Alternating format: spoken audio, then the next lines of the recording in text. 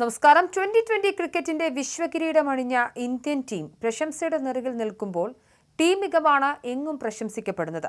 കൃത്യമായ പ്ലാനിങ്ങോടുകൂടി മുന്നോട്ട് പോവുക എന്നതായിരുന്നു പരിശീലകൻ ഗൗതം ഗംഭീറിന്റെ തന്ത്രം. ആ തന്ത്രങ്ങളാണ് ഇന്ത്യയെ വീണ്ടും ലോക കിരീടം നേടാൻ സഹായിച്ചതും. പരിശീലകനായി തനിക്ക് പിഴച്ചിട്ടില്ലെന്ന് അയാൾ അടിവരയിടുകയാണ്. ഇന്നലത്തെ നേട്ടത്തോടെ അപൂർവ നേട്ടവും ഗൗതമിനെ തേടിയെത്തി. കളിക്കാരനായി കപ്പുയർത്തിയ ഗൗതം ഗംഭീറിന് പരിശീലകനായും കിരീടനേട്ടം എന്നതാണ് ഈ പ്രത്യേകത. 2007 പ്രഥമ 2020 ലോകകപ്പിൽ ഇന്ത്യ കിരീടം നേടുമ്പോൾ ഓപ്പണറുടെ റോളിൽ ഗംഭീർ ഉണ്ടായിരുന്നു. ഫൈനലിൽ 54 പന്തിൽ 75 റൺസുമായി ഇന്ത്യൻ ഇന്നിംഗ്സിനെ മുന്നോട്ടു നയിച്ചു. ടൂർണമെന്റിൽ 7 കളിയിൽ നിന്നും 227 റൺസ് എടുത്തു. 3 അർദ്ധ സെഞ്ചുറികളും നേടി. മൊത്തം റൺവേട്ടയിൽ രണ്ടാമതായിരുന്നു. അന്നത്തെ കിരീടനേട്ടത്തിന്റെ ഓർമ്മയിൽ ഡഗൌട്ടിലുണ്ടായിരുന്ന ഗംഭീറിന് ശിഷ്യർ മറ്റൊരു വിജയമധുരം നൽകുകയായിരുന്നു. പരിശീലക ചുമതല ഏറ്റെടുത്ത ശേഷം ചാമ്പ്യൻസ് ട്രോഫിയിൽ ടീമിനെ കിരീടനേട്ടത്തിലേക്ക് നയിക്കാനുമായി.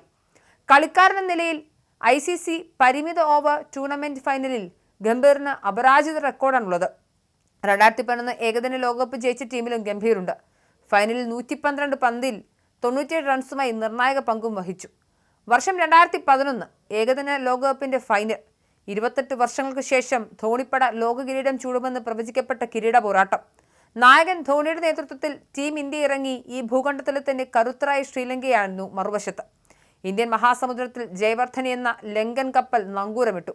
ഇന്ത്യൻ പ്രതീക്ഷകളെ തല്ലിക്കെടുത്തി സെഞ്ചുറി കടന്ന ജയവർദ്ധനെ പുറത്താകാതെ നിന്നു. ലങ്ക ഉയർത്തി 274 റൺസിനെ പിന്തുടരാനിറങ്ങിയ ഇന്ത്യക്ക് പാളി. സേവാഗും സച്ചിനും മടങ്ങി ക്രീസിൽ കോഹ്ലിക്കൊപ്പം തോൽക്കില്ലെന്ന നിലപാടെടുത്തത് മറ്റൊരാൾ. അത് ഗൗതം ഗംഭീറായിരുന്നു. കത്തിക്കയറിയ ഗംഭീർ എന്ന ലങ്കൻ സ്വപ്നങ്ങൾ തല്ലിക്കെടുത്തി. 97 റൺസിൽ നിൽക്കെ പെരേരയെ കടന്നാക്രമിക്കാൻ ശ്രമിച്ചു പുറത്തായി. തുടർന്ന് ധോണിയും യുവരാജും ചേർന്ന് മത്സരം വിജയിപ്പിച്ചു. ധോണിയുടെ ലാസ്റ്റ് ബ്ലാസ്റ്റ് ചർച്ചകൾക്കിടെ സുപ്രധാനമായ ഇന്നിംഗ്സ് വേണ്ടത്ര ചർച്ചയായില്ല. മുറിവേറ്റ ഹൃദയത്തോടെ ഗംഭീർ പിന്നീട് പവലിയനിലേക്ക് ഒതുങ്ങി. ക്രിക്കറ്റ് വിട്ട് രാഷ്ട്രീയ സേവനത്തിനും. MB കുപ്പായത്തിൽ നിന്നും ഗംഭീർ ഇറങ്ങുമ്പോൾ കൂടുതൽ ഉത്തരവാദിത്തമുള്ള മറ്റൊരു ദൗത്യം കാത്തിരുന്നു. ഇന്ത്യൻ ടീമിന്റെ മുഖ്യ പരിശീലക സ്ഥാനം. മഹാരഥന്മാരുടെ പിൻഗാമി കസേരയിൽ ഗംഭീറിന് ഇരിക്കപ്പുറതി ഉണ്ടായിരുന്നില്ല. വിവാദങ്ങൾ, കുറ്റപ്പെടുത്തലുകൾ ഗംഭീറിന്റെ നിഴലായി മാറി. ഏറ്റെടുത്ത ചുമതല പൂർത്തിയാക്കാൻ അയാൾ പരിശ്രമിച്ചുകൊണ്ടേയിരുന്നു. 2024 ചുമതല നീട്ടിയതിന് പിന്നാലെ 2025 ചാമ്പ്യൻസ് ട്രോഫിയിൽ ടീം ഇന്ത്യ മുത്തമിട്ടു. ഗംഭീറിന്റെ കീഴിൽ ആദ്യ കിരീടം. 2026 ചരിത്രം തിരുത്തി 2020 വിശ്വകിരീടം നിലനിർത്തുന്ന ടീമായി ഇന്ത്യയെ മാറ്റി. താരങ്ങളെ തെരഞ്ഞെടുക്കുന്നത് മുതൽ മുൻപെങ്ങും പ്രത്യക്ഷത്തിലില്ലാതിരുന്ന രാഷ്ട്രീയ പ്രതിസന്ധികളെ മറികടന്നാണ് വിജയം.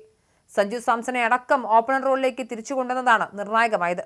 സഞ്ജുവിൽ ആത്മവിശ്വാസം നിറച്ച കോച്ചായിരുന്നു ഗംഭീർ. ഇപ്പോഴത്തെ സഞ്ജുവിന്റെ ഈ നേട്ടത്തിൽ ഏറ്റവും കൂടുതൽ സന്തോഷിക്കുന്നതും ഇന്ത്യൻ പരിശീലകൻ ഗൗതം ഗംഭീർ തന്നെയാകും. ഇന്ത്യൻ ടീമിന്റെ പരിശീലനാകുന്നതിന് മുൻപ് തന്നെ സഞ്ജുവിനെ ഏറെ പിന്തുണച്ചിരുന്ന വ്യക്തിയാണ് ഗംഭീർ.